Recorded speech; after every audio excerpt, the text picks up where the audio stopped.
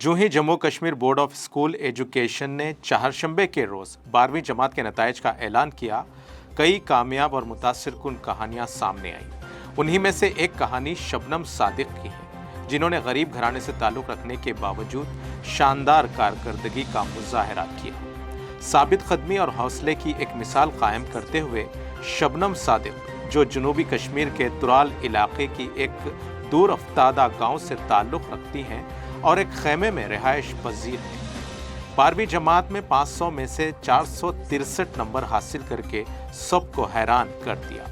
गुर्बत में परवरिश पाने वाली शबनम ने अपनी कहानी सुनाते हुए बताया कि बचपन से ही उन्हें बेपनाह मुश्किलात का सामना रहा, ताहम उन्होंने हिम्मत और हौसले के साथ अपनी पढ़ाई जारी रखी। उनका कहना था कि उनके वालिदैन ने उनकी तालीम के लिए सख्त मेहनत की।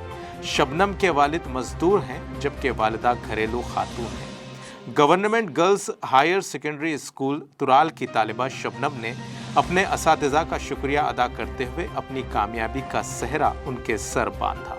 उन्होंने बताया कि वो किसी कोचिंग सेंटर नहीं गई, बल्कि खुद से मुताला किया और स्कूल की तालीम पर इन्हिसार किया।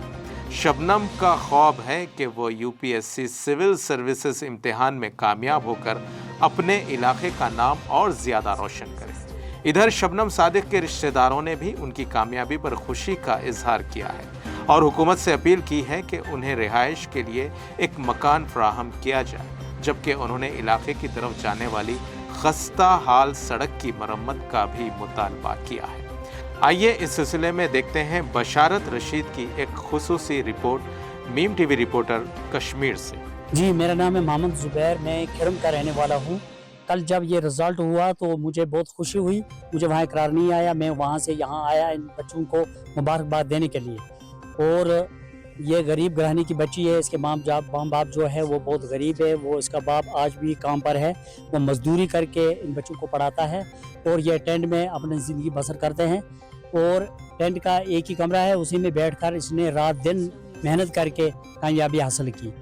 गवर्नमेंट से मेरी यही अपील है कि इन गरीबों को मकान दिया जाए और सड़क भी इनको नहीं। ये 2 किलोमीटर पैदल जाकर गाड़ी के रास्ते पर पहुंचते हैं और वहाँ गाड़ी के चलने में इनको वहाँ तक चलने में इनको बहुत प्रॉब्लम आती है। मेरा नाम शबनम सादिक है, मैं काठवाड़ पनियर में रहती हूँ।